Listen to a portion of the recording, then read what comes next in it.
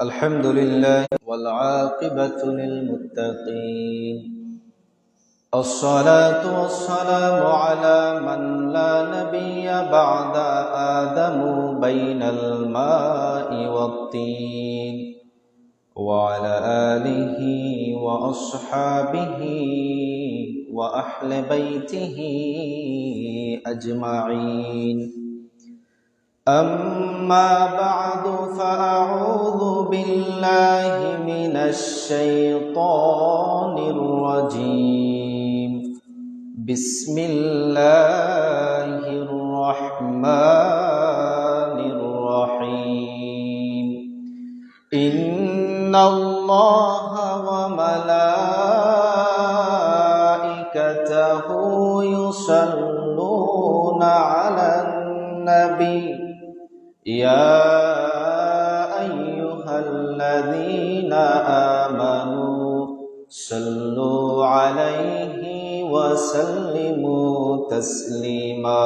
اللهم صل على سيدنا مولانا محمد وعلى علي سيدنا مولانا محمد. নূরে আরশ নূরে পরশ আলমে আনওয়ার কা মরহবা সব নূর কা মশআল মদীনা বন গয়া. আল্লাহুম্মা সাল্লি আলা সাইয়্যিদিনা মাওলানা মুহাম্মদ ওয়া আলা আলি সাইয়্যিদিনা মাওলানা মুহাম্মদ.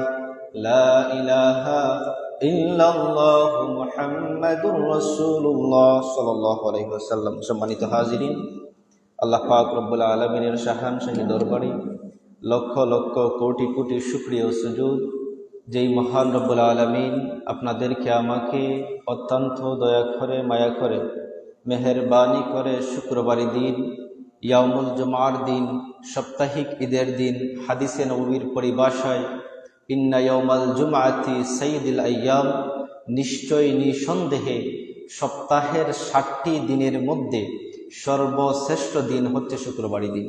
এমন একটি দিনে, এমন একটি মুহূর্তে, এই বরকতপূর্ণ মুহূর্তে আল্লাহ পাক রব্বুল আলামিন আমাদেরকে দুনিয়াবি সমস্ত বেড়াজাল থেকে মুক্ত করে একমাত্র ওই মহান রবকে খুশি করানোর উদ্দেশ্যে যেই মহিয়ান গরিয়ান মাবুদ আপনাদেরকে আমাকে ওনার গড় মসজিদ পর্যন্ত আসার মতো বসার মতো তৌফিক দান করলেন। আসেন সবাই মিলে কায়ু মনোবাক্যে হৃদয়ের বদ্ধ কপাটকে উজাড় করে ইসলামী বলে বলিয়ান হয়ে ঈমানিতে যেতে জিয়ান হয়ে সুচ্চ কণ্ঠে ওই মহিয়ান গরিয়ান মাবুদের শাহানশাহী দরবারে শুকরিয়া তান প্রত্যেকে বলি আলহামদুলিল্লাহ। শুকর আদায় করছি নবীগুনা হাবিবুনা কুদওয়াতুনা সানাদুনা মুরশিদুনা ওয়া মাওলানা মুহাম্মদ সাল্লাল্লাহু আলাইহি ওয়াসাল্লাম, যিনি ১৫০০ বছর পূর্বে আপনাদেরকে আমাকে এতিম করে সোনার মদিনায় জান্নাতুম মির রিয়াদিল জান্নাহ এর মধ্যে আরাম করতেছেন। আল্লাহ পাক রব্বুল আলামিন দয়া করেছেন, মায়া করেছেন, এজন্যে ওনার হাবিব, ওনার মাহবুব, ওনার বন্ধু মুহাম্মদুর রাসূলুল্লাহ সাল্লাল্লাহু আলাইহি ওয়াসাল্লামের উম্মত হিসাবে আপনাদেরকে আমাকে কবুল করেছেন। সম্মানিত হাজিরিন, আমরা সবাই জানি এই দুনিয়ার জমিনে মানুষকে আল্লাহ পাক রব্বুল আলামিন একটি রিজন, একটি উদ্দেশ্য, একটি কারণে পাঠিয়েছেন। তার কারণটা কি? সবাই জানেন যে ওনার ইবাদত করার জন্য। আর আমরা এটাও জানি এই দুনিয়া আমাদের থাকার জায়গা নয়, একদিন এখান থেকে চলে যেতে হবে ক্রমান্বয়ে। এই আপনি আজকে যেই ঘরের মালিক, এই ঘরের মালিক হয়তো কোনো একদিন আপনার দাদা ছিলেন, এই ঘরের মালিক হয়তো কোনো একদিন আপনার দাদার বাবা যিনি উনি ছিলেন, ক্রমান্বয়ে আপনার বাবা হয়েছেন, তারপরে আপনি হয়েছেন, ক্রমান্বয়ে আপনার সন্তান, আপনার সন্ততি হবে।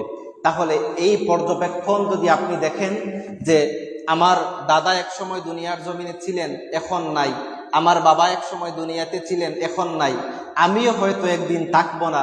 আল্লাহ পাক রব্বুল আলামিন এই মুসাফিরি জীবনের জন্য আমাকে পাঠিয়েছেন। আমরা সবাই জানি কোরআনের একটি বিখ্যাত আয়াত রয়েছে, যেখানে আল্লাহ পাক রব্বুল আলামিন বলেছেন, কুল্লু নাফসিন যায়িকাতুল মাউত। এই দুনিয়ার জমিনে যত প্রাণী রয়েছে, যাদের অন্তরের মধ্যে রূহ রয়েছে, প্রত্যেকটা প্রাণী নিঃসন্দেহে মৃত্যুর স্বাদ অনুভব করতে হবে, এটা আমরা সবাই জানি। কিন্তু দেখার বিষয় হচ্ছে এখন যে এই মৃত্যুর জন্যে আমরা কতটুকু জিনিস অর্জন করতে পেরেছি। আমরা যে when আল্লাহ সুবহানাহু ওয়া তাআলা ক্রিয়েট ডে অফ জাজমেন্ট, আল্লাহ যখন বিচারের দিনটা কায়েম করবেন, যখন আল্লাহ এভিডেন্স প্রমাণ চাইবেন আমার কাছে, আপনার কাছে, যে আমি তোমাকে 60 বছর 70 বছরের একটা জীবন দান করেছিলাম, এই জীবনটা আপনি কোন রাস্তায় স্পেন্ড করেছেন, ব্যয় করেছেন, এই জীবনের হিসাব আপনাকে দিতে হবে। ওই সময় জয়ী মানুষগুলা আল্লাহ সুবহানাহু ওয়া তাআলার সম্মুখে এই হিসাব দিতে সক্ষম হবেন, ওনারাই হচ্ছেন সফল মানুষ। তো সম্মানিত হাজিরিন, প্রতি জুমার ন্যায় আজকে একটি বিষয় সিলেক্ট করেছি, সেটা হচ্ছে যে কবরের আযাব।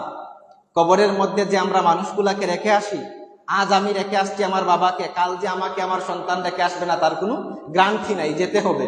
তো যাওয়ার আগে যদি একটু হলেও জানি এই কবরের মধ্যে আমার সাথে কিভাবে আচরণ করা হবে, এই কবরের মধ্যে যে আমি একা থাকবো, আমার সাথে সেখানে কি কোনো বান্ধব কোনো কিছু থাকবে না, আমি সেখানে কিরকম ভাবে দিনকাল কাটাবো, এই বিষয়টা নিয়ে আজকে কথা বলবো। সম্মানিত হাজিরিন, প্রথমত হচ্ছে আপনাকে যদি কবরের মধ্যে যেতে হয়, তাহলে আপনাকে মৃত্যুবরণ করতে হবে। কারণ মৃত্যুবরণ করা ছাড়া কখনো কোনো মানুষ কবরের মধ্যে যাওয়া সম্ভব না। কিন্তু আমরা দেখতে পাই যে মৃত্যুবরণের কিছু আলামত রয়েছে। আল্লাহ রাসূল সাল্লাল্লাহু আলাইহি ওয়াসাল্লাম হাদিসের মধ্যে বলে গিয়েছেন যে কিছু আলামত বান্দা যখন আপনি দেখবেন ওই আলামতওয়ালা কোনো মানুষ মৃত্যুবরণ করেছেন, আপনি মনে মনে ধরে নেবেন যে আল্লাহর বান্দা জান্নাতি মানুষ। কয়েকটা মৃত্যুর আলামত রয়েছে, যখন মুমূর্ষ মানুষ মৃত্যুবরণ করবেন অবস্থা এমন যখন সময়, এই সময়ের অনেক কারণ রয়েছে। আমি খুঁজে 15টি কারণ 16টি কারণ পেয়েছি, এখন আমি আপনাদেরকে বলছি। এই 16টি কারণ যদি দেখেন তাহলে মনে মনে ভাববেন যে আল্লাহর বান্দা হয়তো জান্নাতের মধ্যে যাবেন। প্রথম নম্বর হচ্ছে, মুমূর্ষ ব্যক্তি উনার জীবন যখন শেষ হয়ে যাবে, আজরাইল যখন উনার জানটাকে কবজ করে ফেলবেন, এই সময় উনি যদি বলেন লা ইলাহা ইল্লাল্লাহু মুহাম্মাদুর রাসূলুল্লাহ। আল্লাহ রাসূল সাল্লাল্লাহু আলাইহি ওয়াসাল্লাম আবু দাউদ শরীফের 3116 নম্বর হাদিসের মধ্যে বলেছেন যে মান ক্বালা লা ইলাহা ইল্লাল্লাহ, যেই ব্যক্তির শেষ কথা হবে লা ইলাহা ইল্লাল্লাহু মুহাম্মাদুর রাসূলুল্লাহ, দাখালাল জান্নাহ, সেই ব্যক্তি জান্নাতে প্রবেশ করবে।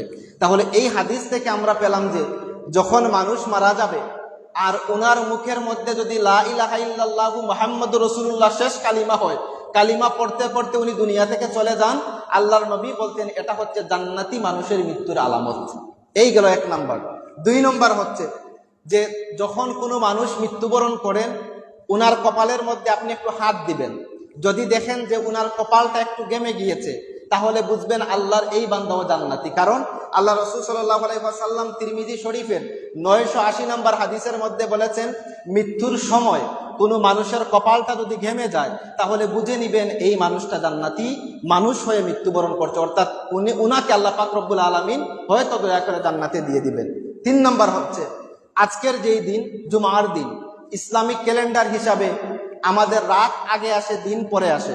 তাহলে বৃহস্পতিবারের রাত থেকে শুরু করে আজকের মাগরিবের আজান পর্যন্ত এই দিনে যত মানুষ দুনিয়ার জমিন থেকে ইন্তেকাল করবেন, তিরমিজি শরীফের মধ্যে হাদিস এসেছে যে আল্লাহ রাসূল সাল্লাল্লাহু আলাইহি ওয়াসাল্লাম বলেছেন, কোনো মানুষ যদি জুমার দিনে মারা যায়, তাহলে ওই মানুষটাও যেন একজন জান্নাতি মানুষ হিসেবে মারা গেল, অর্থাৎ তার কবরের যে একটা আযাব রয়েছে, এই আযাবটাকে আল্লাহ পাক রব্বুল আলামিন হালকা করে দিবেন। সম্মানিত হাজিরিন, এরপরে হচ্ছে 4 নম্বর, জিহাদের ময়দানে গিয়ে যদি কোনো মানুষ মারা যান, তাহলে ওই মানুষটাও আল্লাহ রাসূল সাল্লাল্লাহু আলাইহি ওয়াসাল্লাম বলছেন ভালো মৃত্যু, অর্থাৎ জান্নাতি মানুষের যেরকম মৃত্যু হয় এরকম একটা মৃত্যু জিহাদের ময়দান। এটা বলতে আমরা কি বুঝি? যেমন ইসলাম কায়েমের জন্য, ইসলাম কায়েমের জন্য আপনি যদি জিহাদের ময়দানে যান, সেখানের মধ্যে গিয়ে যদি আপনি মৃত্যুবরণ করেন, এই মৃত্যুকে আল্লাহ রাসূল সাল্লাল্লাহু আলাইহি ওয়াসাল্লাম হাদিসের মাধ্যমে আমাদেরকে জানিয়ে দিয়েছেন যে এটাকে শহীদি মৃত্যু ধরা হয়। আর ওই মৃত্যু যদি কোনো মানুষের হয়, ওনার মোস্টলি একটা সম্ভাবনা থাকে যে আল্লাহর বান্দা জান্নাতের মধ্যে যাবেন। 5 নাম্বার, মহামারীতে যদি কোনো মানুষ মারা যান, যেমন কয়েকদিন আগে কোভিড-19 করোনা যে ভাইরাস ছিল, এরকম ভাইরাসে যদি কোনো মানুষ মারা যান, উনাকেও শহীদি মৃত্যু ধরা হয়। আল্লাহ রাসূল সাল্লাল্লাহু আলাইহি ওয়াসাল্লাম বলেছেন যে যদি যুদ্ধ করে কোনো মানুষ মারা যায়, সেও শহীদ। সে যদি মারা যায়, সে জান্নাতের মধ্যে যাবে। আবার এই শহীদের মধ্যে কিছু ক্লাসিফিকেশন রয়েছে, যেমন আল্লাহ রসুলের একটি ক্লাসিফিকেশনের মধ্যে বলেছেন যে কোনো মানুষ যদি মহামারীতে মারা যায়, করোনা ভাইরাসের মতো এরকম মহামারীতে মারা যায়, ওই বান্দাও শহীদি মৃত্যু লাভ করলো। 6 নাম্বার, পেটের মধ্যে যদি অসুখ থাকে, মুসলিম শরীফের 1915 নম্বর 1915 নম্বর হাদিসের মধ্যে আল্লাহ রাসূল সাল্লাল্লাহু আলাইহি ওয়াসাল্লাম বলছেন, কোনো বান্দা যদি পেটের রোগে অধিক অসুস্থ থাকে, পেটের রোগের কারণে মারা যায়, আল্লাহ রসুল বলেছেন ওই বান্দাও যেন শহীদি মৃত্যু লাভ করলো। এরপরে হচ্ছে আপনার 7 নাম্বার, আপনি একটা দেয়ালের দ্বারের মধ্যে গিয়ে দাঁড়িয়েছেন, হঠাৎ করে আপনার উপর দেয়াল ভেঙে গেল, আপনি দেয়ালের নিচে চাপা পড়ে মারা গেলেন, অথবা তাল গাছ, ডাব গাছ, যে কোনো গাছ, অর্থাৎ যে কোনো জায়গায় আপনি দাঁড়িয়ে আছেন, হঠাৎ করে আপনি জানেন না আপনার মাথার উপরে এরকম উপর থেকে দেয়াল ধসে গেল অথবা কোনো কিছু পড়লো, আর আপনার যদি সেখানে মৃত্যু হয়ে যায়, বুখারী শরীফের 1829 নম্বর হাদিসের মধ্যে আমাদের নবী মুহাম্মদ রাসূলুল্লাহ সাল্লাল্লাহু আলাইহি ওয়াসাল্লাম বলছেন, আমার ওই বান্দাও যেন শহীদি মৃত্যু লাভ করলো। সম্মানিত হাজিরিন, এরপরে হচ্ছে 9 নম্বর, কোনো নারী যখন উনার সন্তান প্রসবের সময় মারা যান, আল্লাহ রাসূল সাল্লাল্লাহু আলাইহি ওয়াসাল্লাম বলছেন ওই নারীও যেন শহীদি মৃত্যু হিসাবে দুনিয়ার জমিন থেকে বিদায় নিল। এভাবে 9 নম্বর আল্লাহ রাসূল সাল্লাল্লাহু আলাইহি ওয়াসাল্লাম বলছেন, অগ্নির মধ্যে, ঘরের মধ্যে আগুন লেগেছে, আপনি ঘরের মধ্যে রয়েছেন, বাহির হতে পারেন নাই, অথবা আপনি বিমানের মধ্যে ধরেন দেশ থেকে বিদেশ যাচ্ছেন, হঠাৎ বিমানের মধ্যে আগুন লেগে গিয়েছে, গাড়ির মধ্যে আপনি এক জায়গা থেকে অন্য জায়গায় মুভ করছেন, এই সময় আপনার গাড়ির মধ্যে আগুন লেগে গিয়েছে, আল্লাহ রাসূল সাল্লাল্লাহু আলাইহি ওয়াসাল্লাম বলছেন আমার ওই বান্দা যে আগুনের মধ্যে পুড়ে মারা গেল, ওই বান্দাও যেন শহীদি মৃত্যু লাভ করলো। সুবহানাল্লাহ। তাহলে দেখেন, এখন যদি আপনি মনে মনে ভাবেন তাহলে আগুনে পরে মৃত্যুবরণ করলে তো শহীদি মৃত্যু হয়ে যায়, আপনি যদি নিজে আগুন তৈরি করেন আর ওই আগুনের মধ্যে আপনি যদি লাফ দেন, তাহলে এটা কখনো শহীদি মৃত্যু হবে না, এটা হবে আত্মহত্যা। অনাকাঙ্ক্ষিতভাবে যদি আগুন লেগে যায় আর আপনি মৃত্যুবরণ করেন, তাহলে সেটা হবে আপনার জন্য শহীদি মৃত্যু। সম্মানিত হাজিরিন, এরপরে আল্লাহ রাসূল সাল্লাল্লাহু আলাইহি ওয়াসাল্লাম বলছেন 10 নম্বর, বিভিন্ন ধরনের ব্যথাযুক্ত কিছু আপনার এই যে বিষফুড়ি, এরকম আমরা সিলেটের আঞ্চলিক ভাষা যা বলি, এরকম যদি আপনার শরীরের মধ্যে হয়, গোটা শরীরে এরকম হয়, অপারেশন করছেন, আবার কমছে, আবার শুরু হয়ে গেছে, এরকম আপনি যদি দীর্ঘদিন ব্যথাজনিত কোনো কারণে রোগাগ্রস্ত থাকেন, আল্লাহ রাসূল সাল্লাল্লাহু আলাইহি ওয়াসাল্লাম বলছেন ওই বান্দাকেও আল্লাহ শহীদি মৃত্যু হিসাবে কবুল করে নেবেন। সম্মানিত হাজিরিন, এরপরে 11 নম্বর হচ্ছে সম্পদের জন্য মৃত্যু, অর্থাৎ তিরমিজি শরীফের 1421 নম্বর হাদিসের মধ্যে আল্লাহ রাসূল সাল্লাল্লাহু আলাইহি ওয়াসাল্লাম বলছেন কোনো মানুষ যদি তার সম্পদকে রক্ষার জন্য মারা যায়, যেমন ফর এক্সাম্পল আপনি ধরেন আপনার ঘরের মধ্যে রাতে চোর ঢুকেছে, এখন ওই আপনার সমস্ত সম্পদ নিতে চাচ্ছে, এই সময়ে আপনি যদি আপনার সম্পদকে রক্ষা করার জন্য এই চোরের সাথে কোনো দস্তাদস্তি হয়, আর এরকম যদি এই সময় আপনি মারা যান, আল্লাহ রাসূল সাল্লাল্লাহু আলাইহি ওয়াসাল্লাম বলছেন এই যে আপনি সম্পদ রক্ষার জন্য মৃত্যুবরণ করলেন, এই মৃত্যুটাকে আল্লাহ পাক রব্বুল আলামিন শহীদি মৃত্যুর খাতার মধ্যে লিখে দিবেন। বলেন সুবহানাল্লাহ। সম্মানিত হাজিরিন, এরপরে হচ্ছে 12 নম্বর, ইসলাম কায়েমের জন্য আপনি যদি মৃত্যুবরণ করেন, যেমন ধরেন বর্তমান সময়ে আপনার দেশের মধ্যে কোনো নাস্তিক, কোনো মুরতাদ, যে কেউ, এনিবডি, যে কেউ হোক, ওই সময় সে আপনার নবী মুহাম্মদুর রাসূলুল্লাহ সাল্লাল্লাহু আলাইহি ওয়াসাল্লামকে নিয়ে ব্যঙ্গরূপ করেছে, অর্থাৎ এবং আপনার ধর্ম ইসলাম ধর্মকে নিয়ে বিভিন্ন ধরনের কুরুচিপূর্ণ বক্তব্য দিয়েছে, আর এই প্রতিবাদী মিছিলের মধ্যে যদি আপনি গিয়ে অংশগ্রহণ করেন, আর তখন যদি বাতিল থেকে অতর্কিত হামলায় আপনার জীবন চলে যায়, আল্লাহ রাসূল সাল্লাল্লাহু আলাইহি ওয়াসাল্লাম বলছেন ইসলাম কায়েমের জন্য যেই সমস্ত মানুষেরা মৃত্যুবরণ করবে, রব্বুল আলামিন তাদেরকেও শহীদি মৃত্যুর খাতার মধ্যে নাম লিখে দিবেন। সম্মানিত হাজিরিন, এরপরে আসেন 13 নম্বরে, নিজের জীবন বাঁচানোর জন্য যদি কোনো মানুষ মৃত্যুবরণ করে সেই মৃত্যুটাকেও রব্বুল আলামিন শহীদি মৃত্যু হিসাবে নিয়ে নেবেন। 14 নম্বর হচ্ছে, সীমান্ত রক্ষায় যদি কোনো মানুষ মারা যান তাহলে তার মৃত্যুকেও রব্বুল আলামিন শহীদি মৃত্যু দিবেন। আমরা দেখতে পাই মুসলিম শরীফের 1913 নম্বর হাদিসের মধ্যে আল্লাহ রাসূল সাল্লাল্লাহু আলাইহি ওয়াসাল্লাম বলছেন, আমার কোনো বান্দা যদি নিজের দেশের সীমান্ত রক্ষাতে, অর্থাৎ শত্রু থেকে অতর্কিত হামলা হবে এই রক্ষার্থে আল্লাহর কোনো বান্দা যদি সীমান্তে একদিন পাহারা দেয় আর ওই সময় যদি শত্রু কর্তৃক সে মারা যায়, রব্বুল আলামিন বলছেন আমার ওই বান্দার মৃত্যুকেও রব্বুল আলামিন শহীদি মৃত্যুতে কনভার্ট করে নেবেন। এরপরে 15 নম্বর হচ্ছে ভালো কাজের উপর মৃত্যুবরণ করা। ফর এক্সাম্পল ধরেন, আপনি বাজারের মধ্যে গিয়েছেন, কোনো ভিক্ষুককে পেয়েছেন, 10 টাকা দান করেছেন। মসজিদের মধ্যে আপনি এখন রয়েছেন, মসজিদ থেকে বাহির হয়ে বাড়িতে গিয়েছেন, আপনার মৃত্যু হয়ে গিয়েছে। ভালো কোনো কাজ করেছেন, কোনো ফকির আপনার কাছে ভিক্ষা চেয়েছে, আপনি 10 টাকা দান করেছেন। যখন 10 টাকা দান করে আপনি বাড়িতে আসছেন, আপনার মৃত্যু হয়ে গিয়েছে। এরকম ধরেন 1-2 জন মানুষ ঝগড়া লেগেছে, আপনি তাদের ঝগড়াকে মীমাংসা করে দিয়েছেন, ভালো কাজ করেছেন, আপনি বাড়িতে গিয়েছেন, আপনার মৃত্যু হয়ে গিয়েছে। আল্লাহ রাসূল সাল্লাল্লাহু আলাইহি ওয়াসাল্লাম বলছেন, এই যে কিছুক্ষণ আগে আপনি ভালো কাজ করলেন, এই ভালো কাজ করার জন্য আল্লাহ পাক রব্বুল আলামিন আপনার মৃত্যুতে শহীদি মৃত্যু হিসাবে দান করে দিবেন। বলেন সুবহানাল্লাহ। এরপরে লাস্ট 16 নম্বর হচ্ছে অত্যাচারী শাসক কর্তৃক মৃত্যুবরণ। ধরেন দেশের সরকার আপনার ইসলাম বিদ্রোহী কথা বলছে, অথবা নাস্তিক্যমনা মানুষকে দেশের সরকার সাপোর্ট করছে, আপনার ধর্মকে নিয়ে যে যেরকম পারে কুরুচিপূর্ণ কথা বলছে, দেশের সরকার তাদের বিরুদ্ধে কোনো কথা বলছে না। যখন আপনি এই রকম নাস্তিকদের বিরুদ্ধে কথা বলবেন, এই সময় সরকার যদি আপনাকে জেলের মধ্যে বন্দী করে অথবা ফাঁসির কাস্টে ঝুলিয়ে আপনাকে মৃত্যুবরণ দিয়ে দেয়, আল্লাহ রাসূল সাল্লাল্লাহু আলাইহি ওয়াসাল্লাম বলছেন আমার এই বান্দার মৃত্যুকেও আমি শহীদি মৃত্যু হিসাবে লিখে নেব। বলেন সুবহানাল্লাহ। এই হচ্ছে আপনার 16টি কারণ। আমি হাদিস থেকে এরকম এক হাদিসের মধ্যে যে 16টা কারণ এরকম না, আমি হাদিসের কিতাব পড়ে পড়ে আপনার ওই যে মৃত্যুর কারণগুলা থেকে 16টি কারণ বেছে নোট করে আপনাদেরকে শুনিয়ে দিলাম।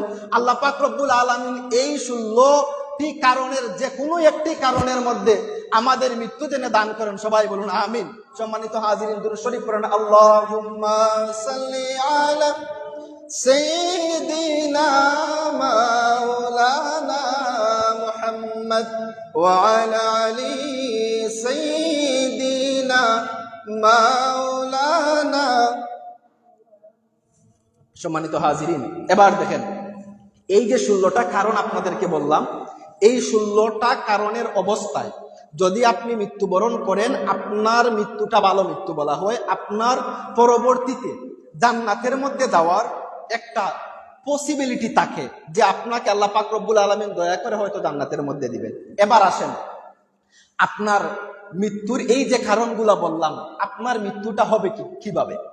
মৃত্যুটা হবে কিভাবে? মিশকাতুল মাসাবি কিতাবের বাবুল ইমানের কিতাবুল ইমানের বাবুল কুবুর অধ্যায়ের মধ্যে অসংখ্য গণিত হাদিস এসেছে, ও এমনকি সিয়াসিত্তার কিতাবগুলোর মধ্যেও এই বিষয়ে অনেক হাদিস রয়েছে।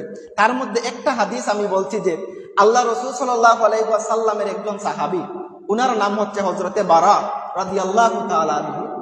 উনি বলছেন যে আমরা আল্লাহ রাসূল সাল্লাল্লাহু আলাইহি ওয়াসাল্লামের সাথে একটা জানাজার মধ্যে উপস্থিত হব। যেমন ধরেন আপনার গ্রামের পূর্ব পাড়ায় একজন মানুষ মারা গিয়েছেন, এখান থেকে পশ্চিম পাড়ার মানুষ পূর্ব পাড়ার মধ্যে জানাজায় গিয়ে অংশগ্রহণ করবেন।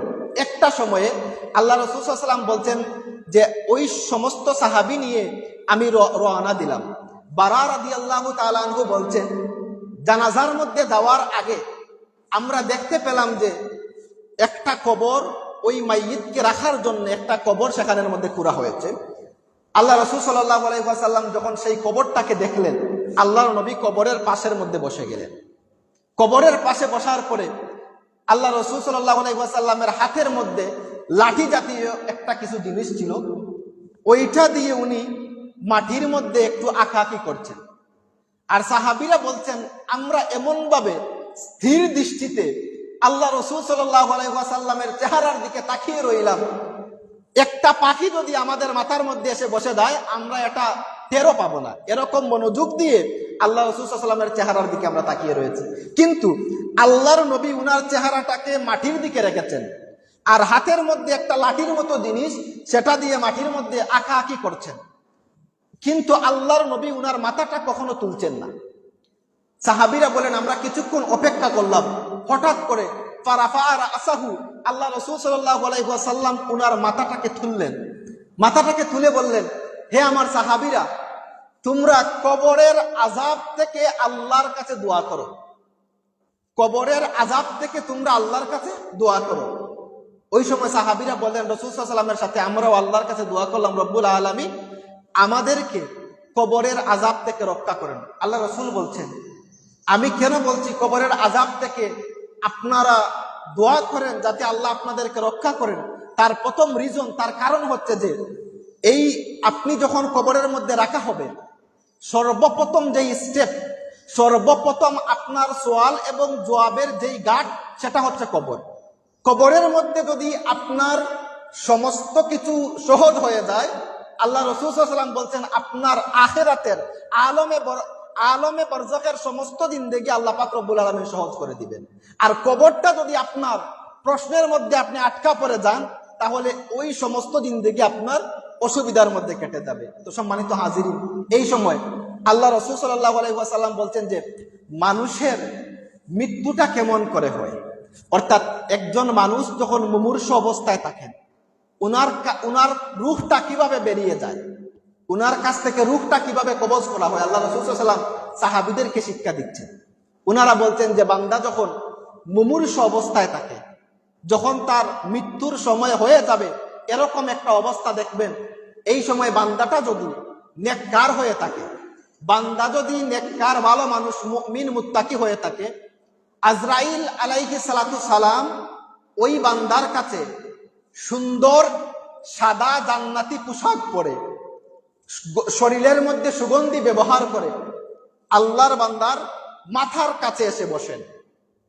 আল্লাহর বান্দার মাথার কাছে যখন এসে বসেন, এই সময় আজরাইল আলাইহিস সালাতু সালাম এসে বলেন, হে আল্লাহর বান্দা, মুমিন মুত্তাকি মানুষ যদি হয়, উনি বলবেন উখরুজ, আল্লাহর হুকুমে যেই রুহুটা আমাদের ভিতরে রয়েছে, যদি মানুষটা মুত্তাকি হয়, আজরাইল আলাইহিস সালাতু সালাম বলবেন আল্লাহর হুকুমে তুমি বের হয়ে যাও।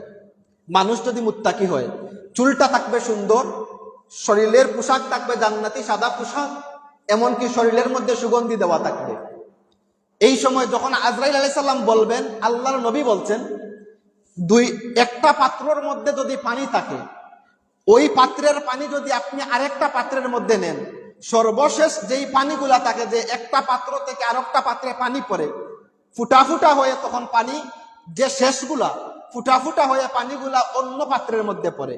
আল্লাহর নবী বলছেন, আজরাইল আলাইহিস সালাতু সালাম যখন বলবেন, হে মুমিনের আত্মা উখরুজ, বেরিয়ে আসো, সর্বশেষ পাতিলের মধ্যে থাকা পানিটা ফুটা ফুটা হয়ে যেরকম পড়ে, আল্লাহর বান্দার, মুমিন বান্দার ভিতর থেকে রুহুটা সেইভাবে বাহির হয়ে যাবে। যখন বাহির হয়ে যাবে, আল্লাহর নবী বলছেন, ওই মুমিন বান্দার রুহটাকে নেওয়ার জন্য দুই পাশে দুইটা লাইন হবে ফেরেশতাদের। ওই বান্দার দুইটা চোখ যতটা দূর যায়, বান্দার দুই চোখ যতটা দূর যায়, ততটা দূর দুইটা লাইনে ফেরেশতারা সারিবদ্ধভাবে খাড়া হয়ে থাকবেন এবং আহলান সাহলান বলবেন, মারহাবান বলবেন, হে মুমিনের আত্মা, আপনাকে সুস্বাগতম।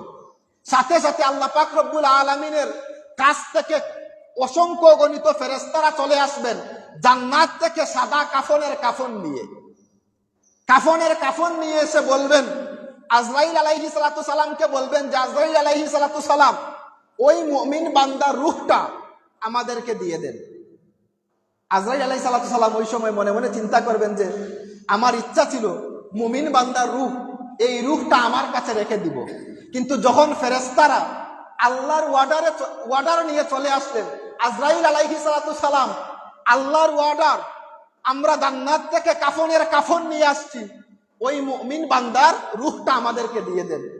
ওই সময় আজরাইল আলাইহিস সালাতু সালাম, আপনি হন, আমি হন, যেই হন, মুমিন বান্দার রূহটা জান্নাতি সেই ফেরেশতাদের কাফনের মধ্যে দিয়ে দিবেন।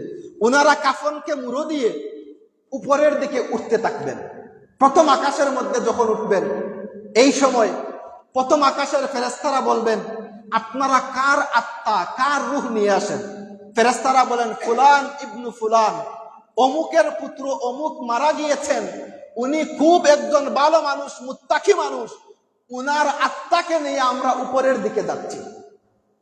প্রথম আকাশের ফেরেশতারা বলবেন, আপনারা জানলেন কিভাবে উনি যে মুত্তাকি, উনি যে পরহেজগার, উনি যে ভালো মানুষ?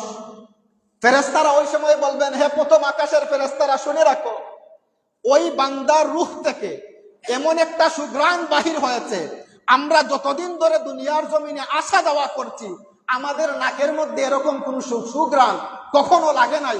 এজন্য আমরা বুঝতে পারছি আল্লাহর বান্দা জান্নাতি একজন মানুষ। সুবহানাল্লাহ।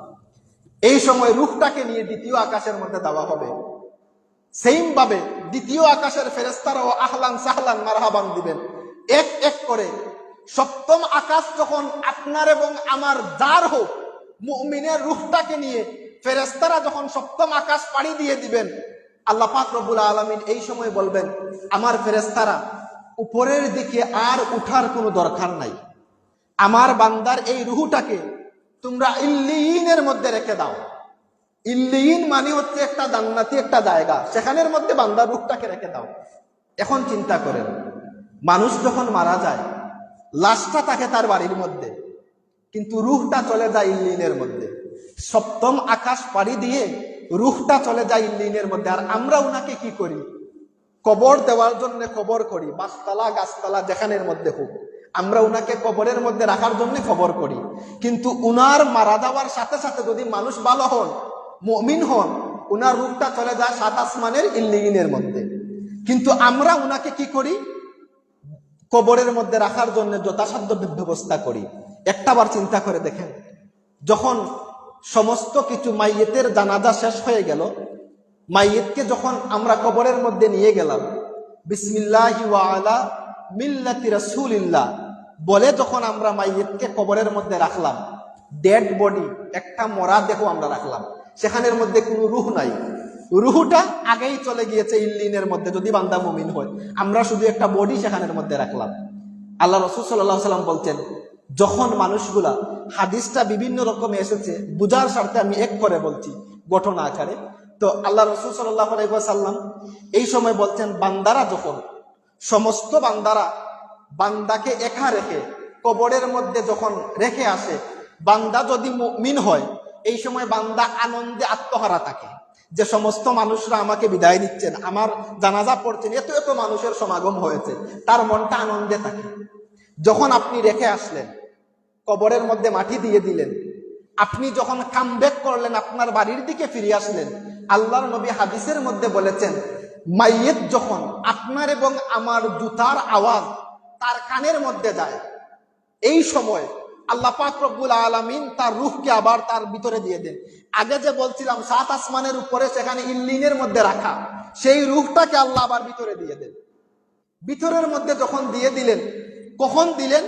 আমাদের জুতার আওয়াজ যতক্ষণ শোনা যায় ততক্ষণ উনি ওনার ভিতরে রূহ দিয়ে দিলেন। সাথে সাথে দুজন ফেরেশতা কবরের মধ্যে চলে আসে। একটা হাদিসের মধ্যে রয়েছে, রূহ দেওয়ার সাথে সাথে বান্দা যখন চোখটা খুলবে, চোখ খুলে দেখবে অন্ধকার। ওই সময় বান্দা মনে মনে ভাববে, আমি মনে হয় আসরের নামাজ পড়ে ঘুমিয়ে গিয়েছি, অন্ধকার হয়ে যাচ্ছে, মাগরিবের নামাজের সময় হয়ে যাচ্ছে, আমার মাগরিবের নামাজ কাজা হয়ে যাবে, মাগরিবের নামাজ পড়তে হবে। ফেরেশতাদেরকে বলবে, আমাকে আপনারা পানি দেন, আমি ওযু করে নামাজের মধ্যে দাঁড়িয়ে যাব। ফেরেশতারা ওই সময় বলবেন, বান্দা দুনিয়ার জমিনে অসংখ্য গণিত নামাজ পড়েছ, আপনি মুত্তাকি মানুষ, এজন্য আপনার নামাজের প্রতি যে একটা টান, সেই টান রয়ে গিয়েছে, আপনি এখন আর দুনিয়াতে নয়, আপনি কবরের মধ্যে চলে এসেছেন। এই সময় ওনারা ওই বান্দাকে বসাবেন, প্রশ্ন শুরু হবে। ওই সময় প্রথম প্রশ্ন হবে, মান রাব্বুকা, আপনার রবকে। বান্দা যদি মুত্তাকি হয় বলবে রব্বি আল্লাহ। প্রশ্ন করতে পারেন, আমি তো আরবি ভাষা জানি না, বা দুনিয়ার জমিনে আমি তো এখন আপনাদেরকে বলছি, হাদিসটা মুখস্থ করে এসেছি, আপনাদেরকে আমি বলছি, আল্লাহ না করুক আমার আমল যদি খারাপ হয়, কবরে যদি আমাকে জিজ্ঞেস করা হয় মার রাব্বুকা, আপনার রবকে আমি যতই আরবি ভাষায় বক্তব্য দেই, সেখানের মধ্যে আমার জবান থেকে কথা বাহির হবে না, আমি বলবো লা আদ্রি, আমার জানা নেই। আর একজন মানুষ উনি কোরআন পড়তে পারেন না, আলিফ বা তা সা এটাও জানেন না, ওই মানুষটা যদি মুত্তাকি হন, নেককার হন, যখনই উনাকে প্রশ্ন করা হবে মার রাব্বুকা, সাথে সাথে জবাব চলে আসবে রাব্বি আল্লাহ। এই এখানের মধ্যে একটা পেশ রয়েছে যে যখন আমরা এটা বলবো রাব্বি আল্লাহ, আমরা দুনিয়ার মধ্যে বলেছি, ওই রূহ জগতে বলেছি আলাস্তু বিরাব্বিকুম, আল্লাহ যখন জিজ্ঞাসা করেছিলেন আমরা বলছি কালু বালা, আপনি আমাদের রব। কিন্তু আপনার উচিত হচ্ছে এই রব, আল্লাহ যে রব, এটার উপর দুনিয়ার জমিনে প্রতিষ্ঠিত থাকা। বলা সহজ, করা কঠিন। আমরা তো সবাই বলি যে আল্লাহকে রব হিসাবে মানি, কিন্তু একবার চিন্তা করে দেখেন আমার ব্যক্তি জীবন, পারিবারিক জীবন, ব্যবসায়িক জীবন, রাজনৈতিক জীবন, আমি কি আল্লাহকে রব হিসাবে মানতে পেরেছি? যেমন ধরেন আমি উদাহরণ দেই, আমার ব্যক্তি জীবনে যখন মুসিবত চলে আসে, আমি কি আল্লাহর উপর ধৈর্য ধারণ করে বসতে পেরেছি? আমার অর্থনৈতিক ফাইন্যান্স যখন আমার টাকা পয়সার সমস্যা হয়, আমি কি হারামের দিকে না গিয়ে আল্লাহর উপর ধৈর্য ধরে বসতে পেরেছি? আমার সামনে আমার পরিবারের মানুষ যখন অনিসলামিক কাজ করছে, আমি কি তাদেরকে বাধা দিয়েছি? আরো অনেক কারণ রয়েছে। এগুলা যদি আমি করতে পারি, তাহলে মান রাব্বুকা, আপনার রবকে রাব্বি আল্লাহ বলার সার্থকতা হয়ে যাবে। 2 নাম্বার প্রশ্ন, ওই সময় ফেরেশতারা মুমিন বান্দাকে জিজ্ঞাসা করবেন মা দীনুকা, আপনার দিন কি ছিল? ওই সময় বান্দা বলবে দিন ইয়াল ইসলাম, আমার দিনটা ছিল ইসলাম। এই সময় 3 নাম্বার প্রশ্ন, মা কুনতা তাকুনু ফি হাযার রাজুল, আপনার আমার কবরের মধ্যে যখন আলো থাকবে না, বাতাস থাকবে না, অন্ধকার থাকবে, যেই সন্তানের জন্য আপনি এবং আমি প্রবাস জীবনে জীবন কাটিয়ে দিয়েছি, কষ্টর পর কষ্ট, যেই সন্তানগুলার মুখের মধ্যে খাবার দেওয়ার জন্য বাবারা দিনকে রাত করেছেন, রাতকে দিন করেছেন, এই কবরের মধ্যে আপনার স্ত্রী, আপনার সন্তান, আপনার মা, আপনার বাবা কেউ চলে যাবে না। যেই কবরের মধ্যে কোনো বিছানা নেই, এই শীতের মধ্যে আমি কত কম্বল গায়ের মধ্যে না দিলে ঘুম ধরে না, আমার বাবাকে যখন আমি কবরের মধ্যে রেখে এসেছি, মাটির মধ্যে পাতলা 3 টুকরা কাপড়ের মধ্যে রেখে এসেছি, এর থেকে বেশি কিছু না। একবার কি চিন্তা করে দেখেছি যেই বিল্ডিং ছাড়া আমার ঘুমে ধরছে না, আমার বাবা সেখানের মধ্যে কিরকম রয়েছে? সম্মানিত হাজিরিন, এই সময় যখন কেউ আপনার আমার কবরের মধ্যে থাকবে না, ইল্লা একজন মানুষ কখনো আপনাকে ভুলবেন না, উনি হচ্ছেন আমার আপনার নবী মুহাম্মদুর রাসূলুল্লাহ সাল্লাল্লাহু আলাইহি ওয়াসাল্লাম। আপনার আমার নবী কবরের মধ্যে গিয়ে হাজির হবেন, আমরা 2 চক্ষু দিয়ে আমাদের নবীকে দেখব, আর ফেরেশতারা জিজ্ঞাসা করবেন মা কুনতা তাকুনু ফি হাযার রাজুল, হে বান্দা, এই যে একজন ব্যক্তিকে দেখা যায়, ওই ব্যক্তি সম্পর্কে দুনিয়ার জমিনে আপনি কি ধারণা করতেন? যদি আপনি আমি মুমিন হই, আমরা বলবো নাবিয়ুনা হাবিবুনা মুহাম্মদ সাল্লাল্লাহু আলাইহি ওয়াসাল্লাম, উনি হচ্ছেন আমাদের নবী মুহাম্মদুর রাসূলুল্লাহ সাল্লাল্লাহু আলাইহি ওয়াসাল্লাম। ওই সময় নবী বলছেন সাথে সাথে ওই বান্দার কবরকে এত বড় করে দেওয়া হবে, কোন হাদিসের মধ্যে রয়েছে 70 গজ, সামনে পিছনে ডানে বামে, আর আরেক হাদিসের মধ্যে রয়েছে আল্লাহর বান্দা চোখ দিয়ে যখন তাকায়, তার দৃষ্টিসীমা যতদূর যায় ততদূর পর্যন্ত তার কবরকে প্রশস্ত করে দেওয়া হবে। বলেন সুবহানাল্লাহ। তার কবরের মধ্যে আলোর ব্যবস্থা করে দেওয়া হবে। আল্লাহ পাক রব্বুল আলামিন ঘোষণা করে দিবেন, হে আমার ফেরেশতারা, আমার বান্দাকে আর প্রশ্ন করো না, আমার বান্দাকে জান্নাতি পোশাক পরিয়ে দাও, আমার বান্দাকে জান্নাতি বিছানা বিছিয়ে দাও। বলেন সুবহানাল্লাহ। সম্মানিত হাজিরিন, এরপরে আমাদেরকে দেখানো হবে জান্নাত। আমার মুমিন বান্দাকে প্রথমে দেখানো হবে জাহান্নাম, দেখানো হবে জাহান্নামের যেই শাস্তি মানুষগুলা পাচ্ছে। মুমিন বান্দা তখন ফেরেশতারা বলবেন, দেখেন আল্লাহ আপনাকে কতটুকু ইহসান করেছেন, জাহান্নামের মধ্যে আপনাকে না দিয়ে আল্লাহ জান্নাতের মধ্যে দিয়েছেন। এই সময় জান্নাত যখন বান্দাকে দেখানো হবে, ওই সময় বান্দা দেখবে জান্নাতের হুর যারা রয়েছেন ওনারা নাচানাচি শুরু করেছেন, আল্লাহর বান্দার মন চাইবে তাদেরকে ধরার জন্য। ওই সময় আল্লাহ পাক রব্বুল আলামিন বলবেন, বান্দা এখনো সময় হয় নাই, আপনি ঘুমিয়ে পড়েন। ওইভাবে ঘুমিয়ে পড়েন যখন বিবাহের প্রথম রাতে আপনাকে ফজরের টাইমে আপনার স্ত্রী ব্যতীত আর কোনো মানুষ নাই আপনাকে ঘুম থেকে জাগ্রত করার জন্য, আপনি ঘুমিয়ে পড়েন। যখন ইসরাফিল আলাইহিস সালাতু সালাম সিংহার মধ্যে ফুৎকার দিবেন, এই সময় আমি রব্বুল আলামিন আপনার প্রিয়তমা স্ত্রীর ভূমিকায় আপনার ঘুম ভাঙিয়ে আপনাকে জান্নাতের মধ্যে দিয়ে দিব। বলেন সুবহানাল্লাহ। মুমিন বান্দা যারা রয়েছেন ওনারা এই ঘুমিয়ে পড়বেন। আর উনাদের ঘুম ভাঙবে তখন যখন ইসরাফিল সিংহার মধ্যে ফু দিবেন। প্রথম ফু, দ্বিতীয় ফুতে যখন ঘুম ভাঙবে, ওনারা ঘুম এই চোখ কসলিয়ে কসলিয়ে বলবেন, কে আমাদের এত আরামের ঘুম ভাঙ্গিয়ে দিল। এই হচ্ছে মুমিনের কনসেপ্ট। এবার আসেন 2 নাম্বার, যারা মুমিন ছাড়া অন্য কোনো মানুষ অর্থাৎ মুনাফিক এবং কাফের, তাদের আত্মাটা কিভাবে বাহির করা হবে। আল্লাহ রসুল বলছেন সেইম ভাবে আজরাইল আলাইহিস সালাতু সালাম আসবেন। আগে কিন্তু মুমিনের বেলায় আজরাইল আলাইহিস সালাম তার মাথার পাশে এসে বসেছেন। পোশাকটা সুন্দর ছিল, সাদা ছিল, সুগন্ধি ছিল। কিন্তু মুনাফিক এবং কাফেরের বেলায় একটা কুৎসিত চেহারা নিয়ে আসবেন। সেটা দেখার পরে তার চেহারার মধ্যে বয়ে চলে আসবে। দেখার পরে এসে একদম অবস্থা খারাপ, বয়ে এসে থরথর করে কাঁপবে। ওই সময় এসে বলবেন, হে পাপিষ্ঠ আত্মা, উখরুজ, তুমি বের হয়ে যাও। কোনো দয়া, কোনো মায়া, কোনো কিছু নাই। এই সময় আজরাইল আলাইহিস সালাতু সালাম সেই বান্দার আত্মাটাকে বাহির করে ফেলবেন।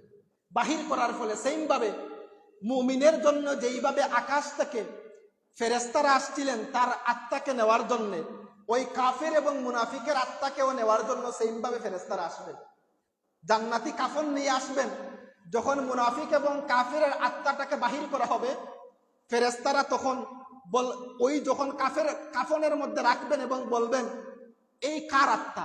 দুর্গন্ধর জ্বালায় আমরা টিকতে পারছি না, এত দুর্গন্ধ কেন? আজরাইল আলাইহিস সালাতু সালাম বলবেন, এটা হচ্ছে পাপিষ্ঠ মানুষের আত্মা। উনারা সাথে সাথে মুচড় দিয়ে দিবেন যাতে দুর্গন্ধটা বাহির না হয়। উপরের দিকে উঠা শুরু করবেন। প্রথম আসমানের মধ্যে যখন যাবেন, প্রথম আসমানের ফেরেশতারা বলবেন, তোমরা কার আত্মাকে নিয়ে এসেছো? সেইম ভাবে ফেরেশতারা বলবেন, ফুলান ইবনু ফুলান, অমুকের পুত্র অমুকের আত্মা, সে বড় পাপিষ্ঠ। প্রথম আকাশের ফেরেশতারা বলবেন, ওটাকে নিচে নামাও, এখান থেকে ফেলে দাও, তার দুর্গন্ধের জন্য আমরা বসবাস করতে পারছি না। উপর থেকে আল্লাহ আওয়াজ আসবে, রব্বুল আলামিন ঘোষণা করে দিবেন, হে আমার ফেরেশতারা, এই পাপিষ্ঠ মুনাফিক এবং কাফেরের আত্মাকে প্রথম আকাশের মধ্যে আনারও দরকার নাই, ওই আত্মাকে আপনারা সিজ্জিনের মধ্যে রেখে দাও। সিজ্জিন মানা দুজকের একটা জায়গা, সেখানের মধ্যে রেখে দাও। দেখেন সেইম ভাবে আত্মা সিজ্জিনে, বান্দা দুনিয়ার জমিনে। এটা একটা লাশ, বডি, কিন্তু যেই আত্মা সেটা সেখানের মধ্যে চলে গিয়েছে। এই সময় ফেরেশতারা কি করবেন? সিজ্জিনের মধ্যে সেই আত্মাটাকে রেখে দিবেন। যখন রাখা শেষ হবে, আমরা সেইম ভাবে মুমিন বান্দার যেইভাবে দাফন কাফন করি সেইভাবে করলাম। করার পরে তাকে কবরের মধ্যে রাখা হলো। কবরের মধ্যে রাখার পরে আল্লাহ পাক রব্বুল আলামিন সেইম ভাবে তাকে রূহটা দিয়ে দিবেন। সেইম ভাবে দুজন ফেরেশতা কবরের মধ্যে আসবেন।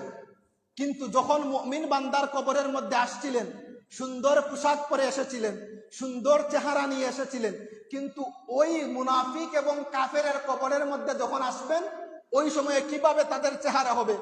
মাথা থেকে তাদের পা পর্যন্ত চুল হবে, তাদের নখগুলা বড় হবে, হাতের মধ্যে একটা বড় হাতুড়ি থাকবে। এটা নিয়ে ওই বান্দার কবরের মধ্যে যাবেন। গিয়ে জিজ্ঞাসা করবেন, মান রাব্বুকা, আপনার রবকে? ওই সময় বান্দা বলবে, হায় হায় লা আদরি, আমার জানা নেই, আমার জানা নেই। বলা হবে, মা দীনুকা, আপনার দিন কি?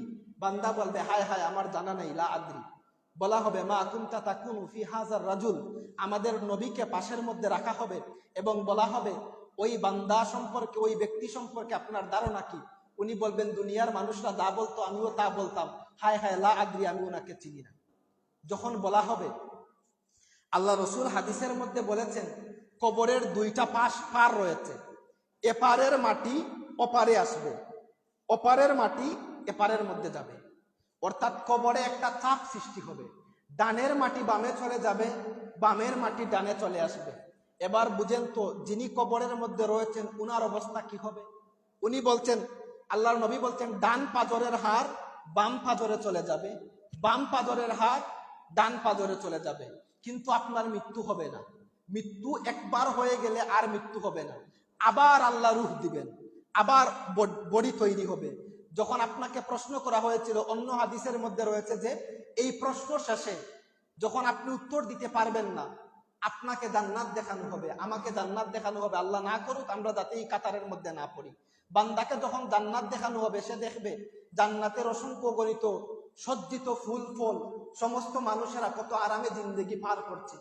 এই সময় বান্দা যেতে চাইবে, আল্লাহ বলছেন না, এটা তোমার জন্য না। ওই সময় তার কবর এবং জাহান্নামের মধ্যে একটা সুড়ঙ্গ তৈরি করে দেওয়া হবে। জাহান্নাম থেকে আসা তাপ তার কবরের মধ্যে আসবে। বান্দা চিৎকার এবং চেঁচামেচি করবে। এমনকি ওই সময় যেই ফেরেশতাদের হাতের মধ্যে হাতুড়ি ছিল, আল্লাহর নবী বলছেন 3টা প্রশ্নের উত্তর বান্দা যখন দিতে পারবে না, হাতের মধ্যে থাকা হাতুড়ি দিয়ে বান্দার পাঁজরের মধ্যে এমন ভাবে আঘাত করা হবে, সে এমন চিৎকার করবে, জিন এবং ইনসান ব্যতীত যত মানুষ রয়েছে সমস্ত মানুষেরা তার আওয়াজ শুনতে পাবে। আল্লাহর নবী বলছেন, আমি যদি আল্লাহর কাছে দোয়া করতাম যে কবরের আযাব আল্লাহ বান্দাদেরকে দেখিয়ে দাও, আর আল্লাহ যদি দেখিয়ে দিতেন তোমরা আর কখনো কোনো মানুষকে কবর দিতে না, এজন্য এটা দেখানো হয় নাই। আপনি শুনেন না, আমি শুনি না, কিন্তু গরু বাছুর যা রয়েছে তারা শুনে। আল্লাহর নবী বলছেন তার পাঁজরে যেই হাতুড়ি দ্বারা আঘাত করা হয়, এই হাতুড়ি দিয়ে যদি পাহাড়ের মধ্যে আঘাত করা হয়, পাহাড়টা রুইয়ের মতো তুলার মতো বাতাসে উড়ে যাবে।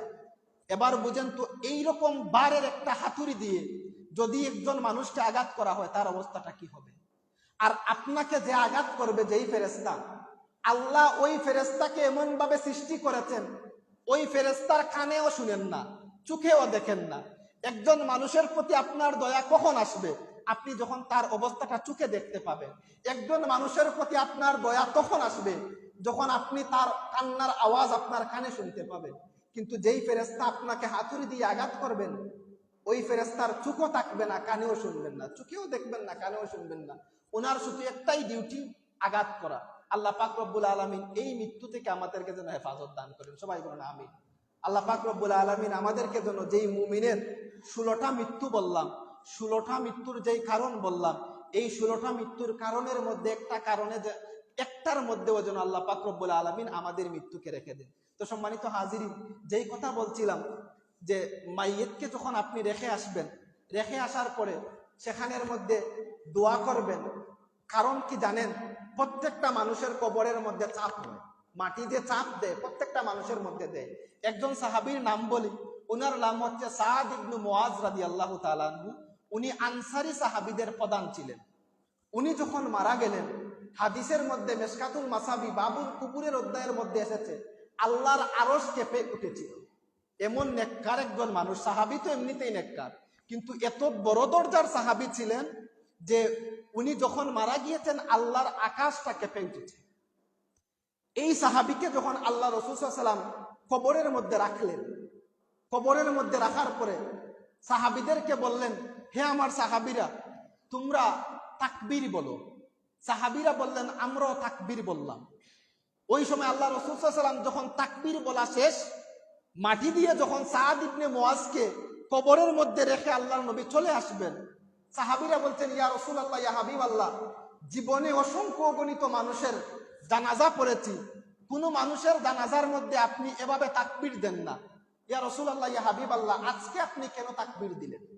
আল্লাহ রাসূল সাল্লাল্লাহু আলাইহি ওয়াসাল্লাম বলছেন, হে আমার সাহাবীরা, শুনে রাখে, আমার সাহাবী সাদ রাদিয়াল্লাহু তাআলা আনহুকে যখন আমি কবরের মধ্যে রেখেছিলাম, আমি নবী দেখতে পাচ্ছিলাম তার কবরটা সংকুচিত হয়ে যাচ্ছে, তার কবরটা ছোট হয়ে যাচ্ছে, তার কবরের মাটিগুলো এক পাশের মাটি আরেক পাশের মাটি চলে যাবে, কবরের চাপ সৃষ্টি হবে। এরকম একটা অবস্থা আমি নবী দেখতেছি। সাথে সাথে আমি আল্লাহু আকবার বলে তাকবীর দিলাম। রব্বুল আলামিন আমার তাকবীরের বদৌলতে আমার সাহাবী সাদ ইবনে মুআজ রাদিয়াল্লাহু তাআলা আনহুর কবরের চাপকে ক্ষমা করে দিলেন, বলেন সুবহানাল্লাহ। এখন দেখেন, আল্লাহর নবীর সাহাবী হয়েও যদি কবরের যে একটা চাপ সেটা থেকে রেহাই না পান, আপনি এবং আমি কিভাবে পাবো? কবরে যে চাপ দেয় সেটা সত্যি, সব মানুষকে দিবে, একমাত্র আল্লাহ যাদেরকে রক্ষা করবেন তারা ব্যতীত।